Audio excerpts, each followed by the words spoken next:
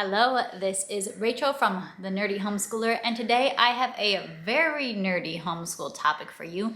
We're going to be chatting about planning your history progression from elementary through high school.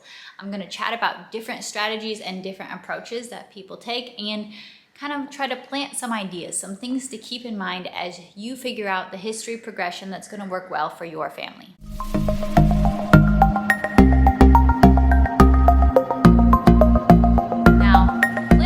History cycle can feel like a really big deal, and that's because you want to do it well. I have a separate video I made a few years ago on teaching history well. I will link to it down below because I think those are some very foundational ideas we want to keep in mind regardless of the history cycle approach we take. But I want to begin here with one foundational idea, and it's this. Your children are not going to graduate knowing everything that's worth knowing about history. They are going to graduate not having read every book that is worth reading. I want to begin with that idea so that you can set aside an impossible goal and relax a little bit. Now, just because they can't know everything doesn't mean that they can't learn a lot and they can't experience a lot and make a lot of connections through a very rich history study throughout their education. So let's set aside the impossible goal, but let's continue toward building a very rich history experience and education for our families. Now, first of all, I'm going to go with a quick overview of some of the different methods for approaching history cycles and history studies in general. And as you begin to research different history curriculums, you will be able to identify the different approaches that these curriculums use. Now, first of all, in some curriculums, especially those used more in like private US schools, you're going to see a very, very heavy emphasis on US history. In some of these curriculums, you will see 6 to 8 years of study of US history and geography, leaving the remaining years for world history and geography. But a much, much heavier emphasis, a lot of years spent focused on US history. Another approach taken in some curriculums is traveling all the way through human history in 1 year, just tackling a few key events in each time period. But in the space of 1 year, you are traveling from ancient times all the way up until modern day, but you're not doing any one time period in depth. And then in another year of the program, once again, you will travel all the way through that time period, but you'll be hitting different historical figures and events within all of those time periods. That's a different method of going through history. And then we have the very famous history cycles, and this is where you are dividing history into specific time periods. A 4-year history cycle is very common. There's also a 6-year history cycle. So you are breaking history up into those 4 or those 6 time periods, and you are diving deeply into that time period for 1 year, moving on to the next time period the next year. And then once you have finished one whole history cycle, you go back and you start over with ancient times again. With a 4-year history cycle, then they say if you are doing that complete 4-year history cycle, you can do that 3 times throughout the length of your child's education from 1st through 12th grade. Or with the 6-year history cycle, you are going through all of that cycle twice during your child's whole educational career. Another approach for teaching history and history cycles is the multiple streams approach. So with multiple streams, you will probably have your one stream of world history where you are in a certain time period studying world history, but then you'll also have a second stream of history, and that might be the history of your own country, or that might be a history stream focused on a special topic. For example, the history of science and inventions, the history of sports, art history, some other historical topic, but interest-based or based on a special topic. So in this multiple streams approach, you can have a more typical world history cycle, but you also have certain special topics, special focuses that you are going into alongside. And those special topics don't need to be matched or aligned with the time frame that you are studying in world history cycle. They could be, but they don't have to be. Also, another approach to history reminds you that you don't actually have to focus on history every year in a 12-year education. You may instead have certain years that are much more heavily focused on geography. It's also very common in high school to have a year where you're not just studying history, but you're more focusing on government and economics.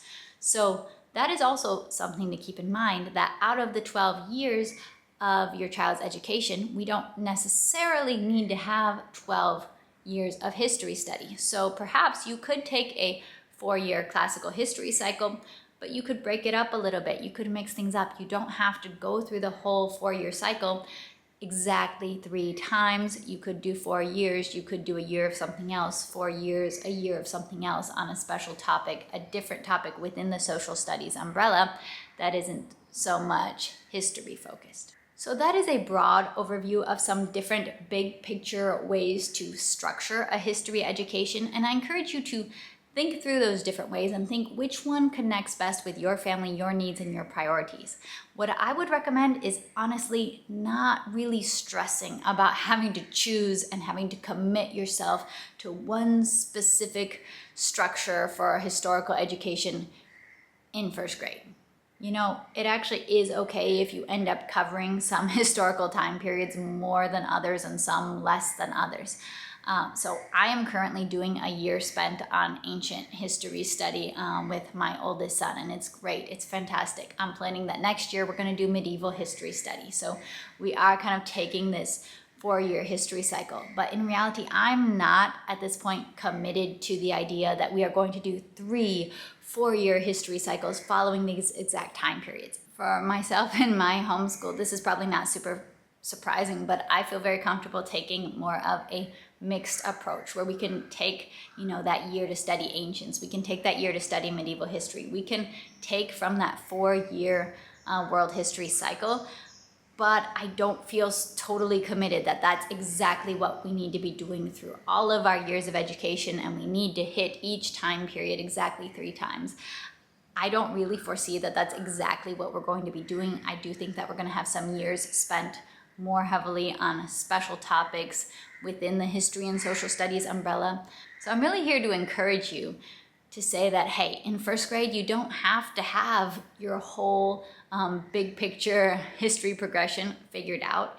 It's okay to adapt and change with the needs and interests of your family. Yes, we do want to study all of history and we want to do it well, but I don't think that the only path to that is to have one structure and to stick to that structure throughout 12 years of education. But keeping that in mind, how do you plan? Because we do want to plan. It's a good thing to be planning. First of all, I would list out your family's priorities with historical education. So start listing that out. Yes, I want to do world history, and yes, we want to tackle all the time periods within world history. A priority for me within world history is that we were not just focusing on Western civilizations. So that was very key to me in choosing and creating ancient history curriculum, was that we were learning about ancient cultures from around the globe. And the same will be true with medieval history curriculum. So global world history was definitely and continues to be a big priority to me. Second, our family is from the US, so we are going to devote some time to learning US history. We're not going to do more US history than, the whole rest of the world, but we are going to have years focused on US history because that is our country. So whatever country you are from, you are probably going to want to have some time spent on your own country's history. I will also have an emphasis on local and East Asian history for my kids because we live in Southeast Asia. That is our surroundings. I do want my children to have an understanding of the history of the country where we live, and generally East Asian cultures, geography, and a good education in that realm. So that's another priority that is for our family. Also, topics and special topics I do want to study within history and give a good amount of attention to is the history of science. I myself, as well as my kids, have a natural interest in science and inventions and in following the path of science throughout history. I find it utterly fascinating, and that is something I want to incorporate, is resources for science history in particular. Another special topic in history that I want to give attention to is church history, the history of the Christian church, and following that path and learning about the people and men and women of faith that have been involved in the church throughout history. So, list out those priorities. Next, decide how and when to begin. And I want to say here, in my opinion, you do not have to start real serious history study in kindergarten or in first grade. And honestly, if you look at traditional schools and their syllabus, what they are teaching as far as social studies in kindergarten and first grade, it is incredibly minimal. It is very, very basic. The expectations are not high. And history is a tough subject. It is tough to teach it well. That's why I made that video I linked to down below. Just not all kids are going to be ready for it at 5, 6 years old when they're going into kindergarten, when they're going into first grade. So I do think it's one of those subjects that it's okay to hold off on and spend those early years laying the foundation in subjects that might be more approachable, in science type subjects, or maybe even starting with geography before moving into history. That is totally fine. You could start your first grade with a world geography year. For my first grader, he was very ready for history study. We started his first grade with a U.S. history year. He did very, very well. For my next first grader, I don't think I'm going to repeat that though. He's a different kid, different needs.